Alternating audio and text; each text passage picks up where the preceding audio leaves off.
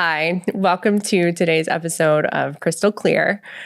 It is all about feeling all the feels, validating your feelings, validating other people's feelings, and just allowing ourselves to kind of ruminate and not ruminate in them, but observe them and allow them to flow. And I think that that's something that we all have a hard time with. I know it's something that I have always had a hard time with. I spoke about it in previous podcasts that, my need to be big or small in certain circumstances, but allowing myself to just be in my feelings and understanding that it's not possible to be happy all the time, nor is it practical. Like, we have an array of emotions that we experience every day. And I think giving permission to ourselves and to others, especially our children and our spouses and our peers, giving them that permission that it's okay to feel your feelings, however, not to project them onto other people. So I really thought of the theme for this podcast on this last trip I was on. I took a road trip with my two kids. We have four, but Tatum and Brody took a road trip, 13 and 3-nager. So he's 3 and she's 13. And we had 4 destinations, 7 days. It was a blast, but we felt all the feels. And so a few things that, really struck me on the trip were, first of all, our first stop was Tallahassee, which is where I grew up. We spent the night in my childhood home. We hung out with my pops, which is my grandfather who raised me, and Donna, his significant other, who we love. And being in your childhood home, you feel the feels. And it's interesting because that home in particular, it was built in, I think, 1978, and it was a party house for many, many years. So there's been a lot of stuff, a lot of energy, different types of energy flowing in and out and around the entire home. And my nan, who raised me, passed away in 2013. That was her home. That's where she was. I mean, she was a homemaker. She did go back to work and she worked off and on, but that was primarily her residence. And when she passed, there was a different level of energy. When I was a little girl, I remember going to sleep at night and feeling little brushes of air on my forehead, or feeling creepy walking down the hallway, or, being scared of certain areas of the house. So it was really, really interesting for me to take my 2 kids back to the home. And my daughter, who's 13, who is pretty intuitive and like she's kind of an empath. She feels all the feels as well. She would have this same kind of, I don't want to say creepy vibes, but she felt the energy in the rooms. And we were laying in the bed, and she's like, "First of all, Mom, I'm sleeping with you." I'm like, "Sleeping with me, Tatum? There's 3 beds in here. I like to sleep in my old room just because it's, you can say I'm a little attached to it." But so all 3 of us slept in the queen bed in the house when there was 2 other king beds in the other 2 bedrooms. And some of my cousins and friends who have stayed in this house, you'll know what I mean. There's like a flow, there's an energy, and I can't say that it's like the lightest energy ever. So we're laying there and she's like, "Mom, this house has dark energy. And it feels like my heart races really fast when I'm in here." I'm like, "Really? Tell me more about that." And I didn't want to scare her and be like, "There's ghosts at the house," and believe what you believe on that. But it was interesting to hear her have the same physical responses to the home that I had, like, growing up my entire life. So we talked through it and, talked about it a few times on our trip, and it was really interesting. But I allowed her to feel her feelings and kind of walk through that with her and let her know, there's nothing to be afraid of. There's no reason to, have the anxiety, but I get it. I do totally get it. But one thing that I didn't do that I think I probably previously would have was downplay it and be like, "No, there's nothing to be afraid of. You're fine." Like, I'm not going to do that to her, nor am I going to do that to my 3-year-old who Love him. He has a mind of his own. He's super vocal now. He's a very independent little guy. He's a ball of energy. He did fantastic on our trip, but sometimes he just likes to do things in his way. So I think being removed from our normal environment and just going into this trip, having zero expectation. I booked some of our accommodations. We ended up staying one night in Tallahassee instead of two. Again, felt the vibe that it was just time for us to move on, and we were excited. So we went ahead and we stayed two nights at the Stone Mountain Resort, which was we had a cute view, and we ended up doing the park one day and hiked the mountain the other day, and allowed my teenager and my toddler to feel all their feels, and allowed myself. We were packing up, we are packing all of our stuff, and I packed coolers because I'm kind of crazy about what I eat and what I feed them. And so I prepared, and I took all of this stuff with us in and out of every one of our destinations. We had one night in Tallahassee, 2 nights in Stone Mountain, 2 nights in Helen, Georgia, and 2 nights at Lake Oconee. And then we came home. And so that's a lot of in and out and running around, but we had a lot of downtime as well.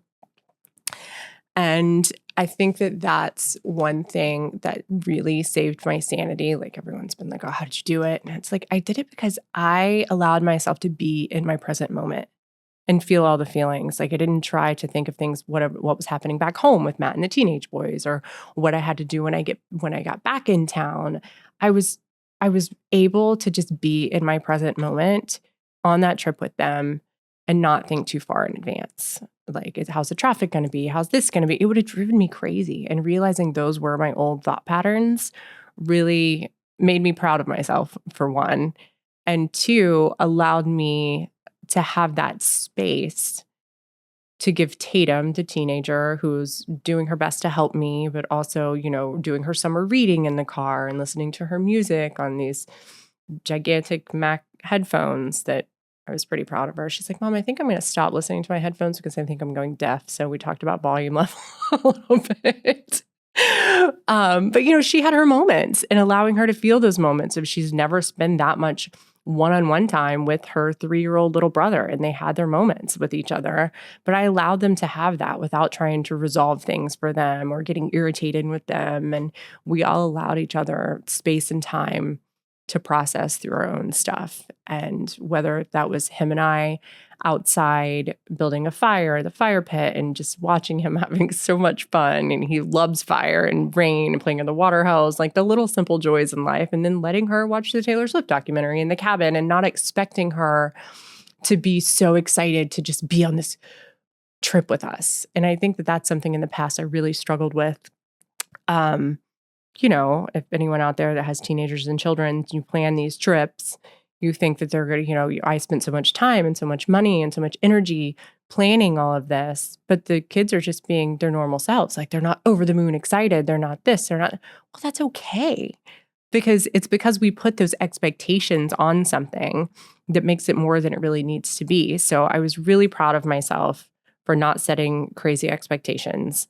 And, we all did a great job. I'd let her know, like, Tatum, I'm going to wake up early and go for my walk, go for my workout, and let you guys sleep.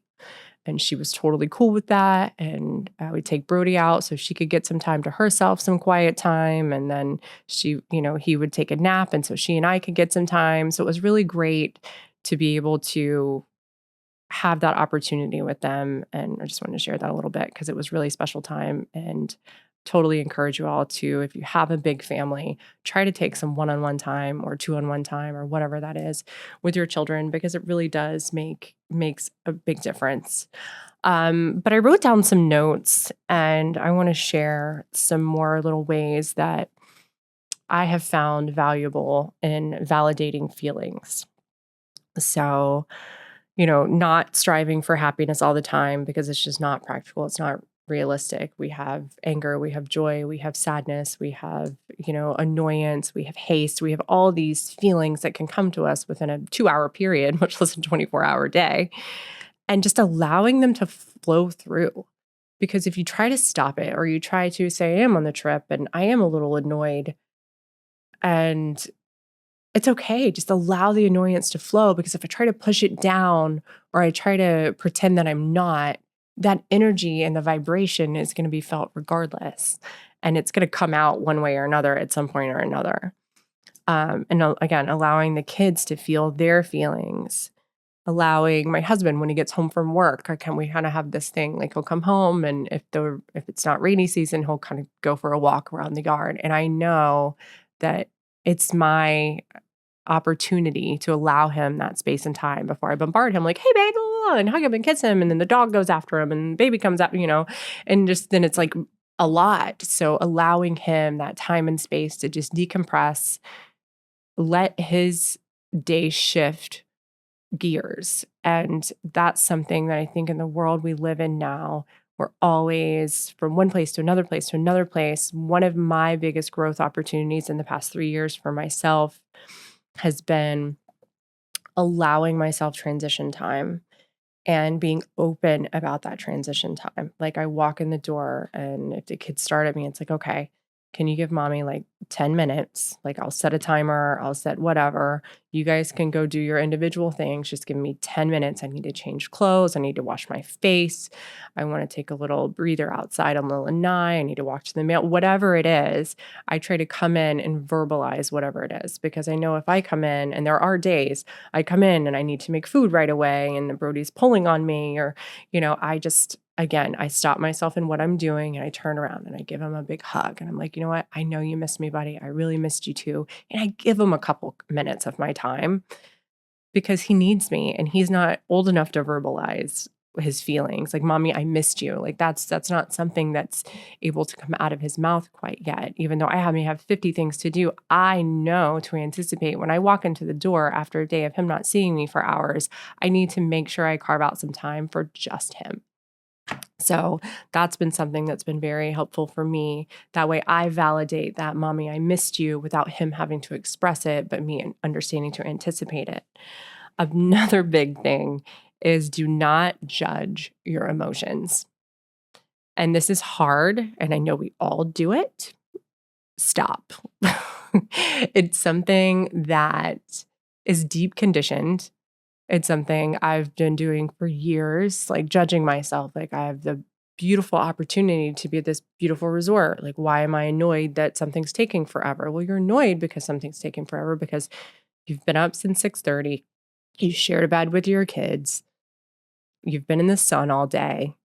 You're tired. And it's okay to be tired. However, still treat the wait staff with respect and kindness because it's not their problem that you're annoyed.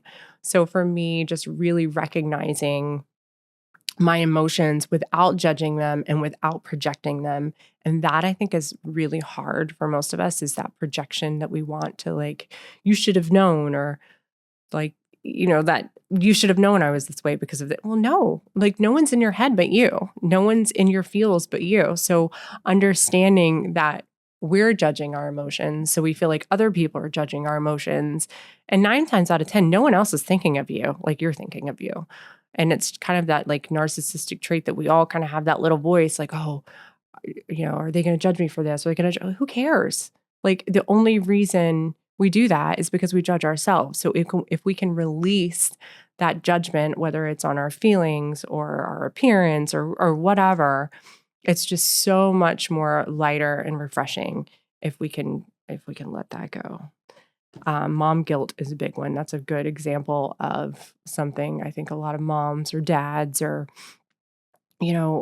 thinking of, well, my kids, they ate dessert every night this week. Well, you're on vacation. It's really not that big of a deal. Guess what? You've been way more active this week than you would have been if you were all sitting at home. So eliminating that judgment of myself as a mom, whether I let them have too much screen time or I let them do this. And, it's like that guilt that you feel when you feel like you're not being your best adequate self, but also knowing like, guess what? You're human beings and it's fun for them. Maybe that's what they'll remember about that trip is the downtime and the snuggles and the movie time or the kayaking and the busy moments or whatever it may be. But, releasing that conditioning of judging emotions. During the process of having the awareness of your emotions and your feelings, one of the things that I really try to do is get to the root of that. So I may be feeling some kind of way about my kids eating dessert every night. Well, what does that stem from? Well, that stems from my history of eating disorder and feeling like having sugar every day is a bad thing, and knowing that they ate their vegetable, so there's a root to everything. And for me, I always personally try to bring it back to childhood. So what was it in my childhood that maybe made me feel like, I wasn't being seen, or I wasn't being heard, or I wasn't feeling validated, and really opening that up to allowing space for my children to feel that way so they don't hold those conditioned or try to push their emotions down.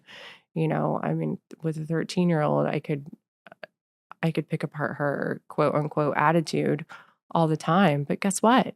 She's hormonal and she's feeling all the feels, and she's navigating a different body and a different life and a different mind. And so if I approach that with compassion instead of judgment, and think of what it was like to be that 13-year-old girl, like, what kind of mom did I need to talk to? What kind of things did I need to be able to express to my parents or to myself and to understand about myself? So we would have really a lot of self-reflection talks on this trip with her that actually made me feel like she's really listening and she's watching and she's understanding a lot of this healing journey that I'm going through a lot more than I realize she is. So that was really refreshing as well.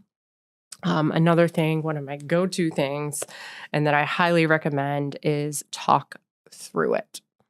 So when you have something going on and you might be judging it, you might be, maybe you don't even know what it is, because sometimes we get in these modes where we're just so high strung, our hearts are racing. Like, is it anxiety? Is it anger? Is it annoyance? Is it what is it? What is it that we're feeling? So for me, journaling is a huge, huge part of my day. And I can definitely tell when there's been a couple days that I haven't journaled. I try to do it daily.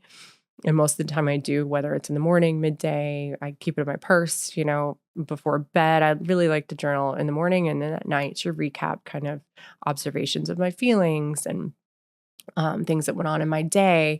Because what happens when you do that is, and whether it's journaling or talking to like a third party, like a counselor or a life coach or a trusted friend or someone that you know that is knowledgeable, that's going to really hear you and just hold space for you and allow you to feel your feelings, that's the key. I do not recommend talking to someone that is not going to hold space for you to feel your feelings, or tell you everything's going to be okay, because we don't need to hear everything's going to be okay all the time. Like, we need to hear people say, you know what, it sucks. I'm sorry that you're going through that, but I'm holding some space for you, and vent all you want. And I'm thankful that I have this tribe text thread with my girlfriends, and we hold space for each other all the time, have a talk therapist. She hears it all the time. And if I can't call her, I send her like, we joke because I always send her stuff like almost daily.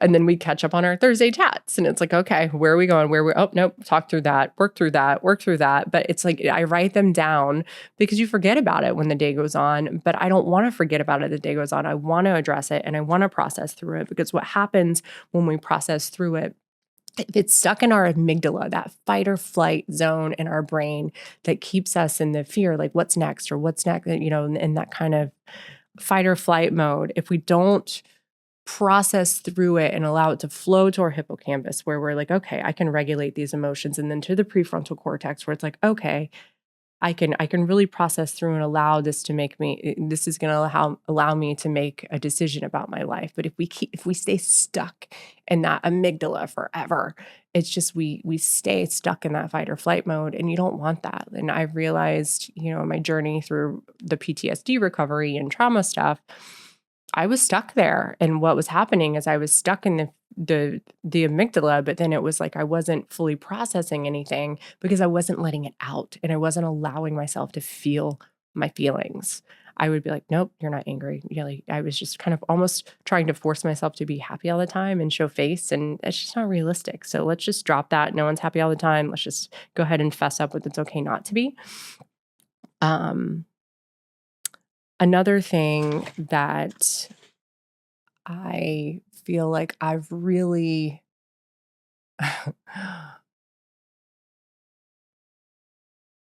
I over apologize. And I think the reason I over apologize is because I appreciate apologies and I didn't always receive them.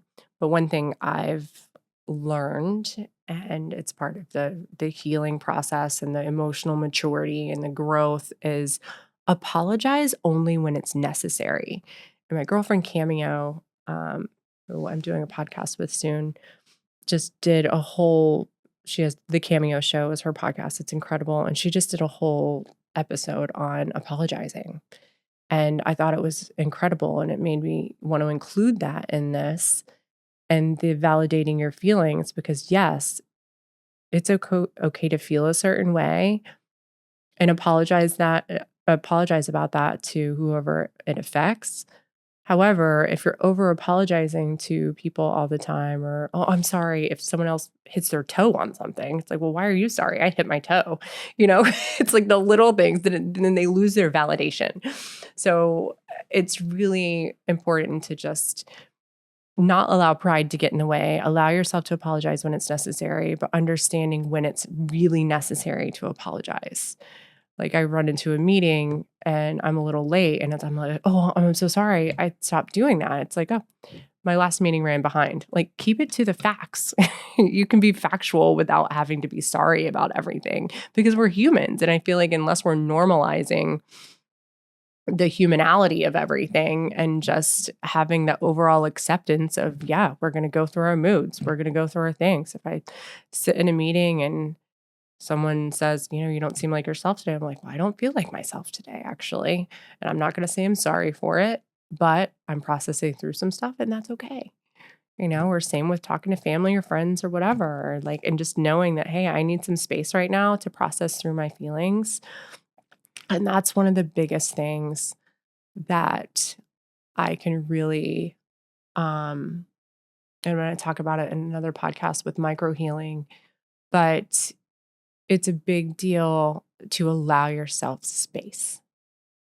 So, we can force ourselves into activity and activity and activity and activity and going here and there and everywhere with our family. But if you don't allow yourself the space to feel, then you're going to become, it's like putting so much pressure in a bottle. It's like, like the carbonation builds up, it builds up, and then it's going to explode because we don't have a place to release it. So I'm going to get way more in depth in that in the micro healing episode, but more about, for me, first thing in the morning, I wake up, I take some breaths and it's like, how am I feeling today? Am I feeling like a workout? Am I feeling like a walk? Am I feeling like sleeping? Am I feeling like taking a bath or a longer shower? I kind of evaluate myself first thing because something I used to do is plan out my whole week of workouts, which is fine if you're a regimented person. And I do like structure like that. However, there's timing that goes along with that. And if I wouldn't make my morning workout and I had scheduled it in previous crystal life, I would have self-sabotaged myself all day long. I would have held back things I would have eaten because I didn't work out. And it would just turn into a mess. So allowing myself space and time to just process through. And if I'm not really feeling it right then, well, guess what? Maybe I'm going to feel it later. Because if we get stuck in those predicaments, like, oh, well, if I don't work out now, I'm not going to work out later. Well, that's crap because you can work out anytime you want to work out.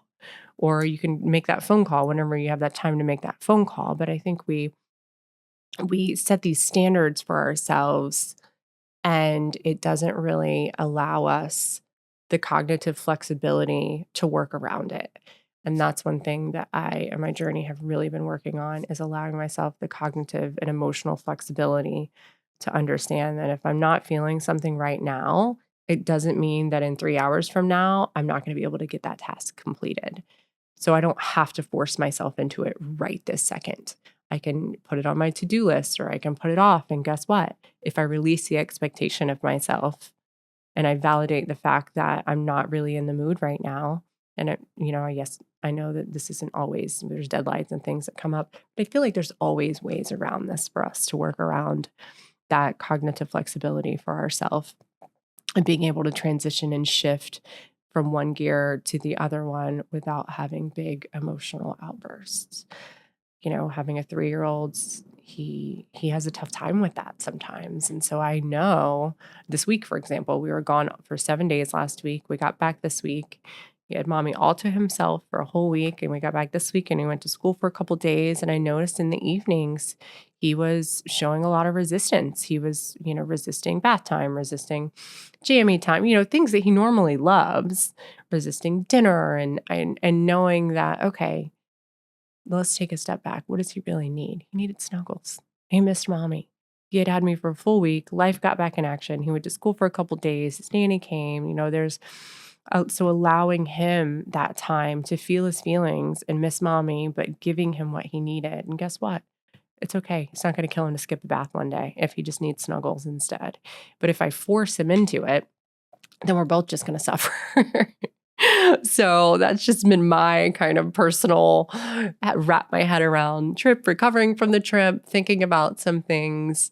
They're really related to validating feelings and and allowing myself to be in them and understand them, and allowing my kids to have their space in them, and my husband to have his space in his, and not personalizing other people's feelings. And I've talked about this before, and I'll talk about it probably every episode in some capacity because it is so important to be able to release.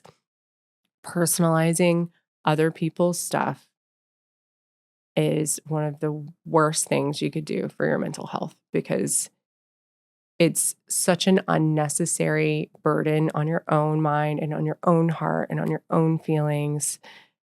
And it's really hard to let go of. But if you can manage to not personalize other people's stuff, it is life-changing. My husband and I actually had a little incident this morning where we had a discussion, and he felt a certain way about it, and I was able to hold space for him. Well, he didn't want my space, and that's okay. Or he did want my space, and he didn't know, it was all the things. But I just said, I love you, and I'm here for you if you want to talk about it. And if not, that's fine too. And I allowed him to feel his feelings. Whereas probably even a few months ago, I would have been like, well, I could do this or I can do that. I would try to compensate for it, or I would try to fix it or make it better. No, just allow him to process his own stuff. Because if you don't and you try to interfere, then it does become your stuff.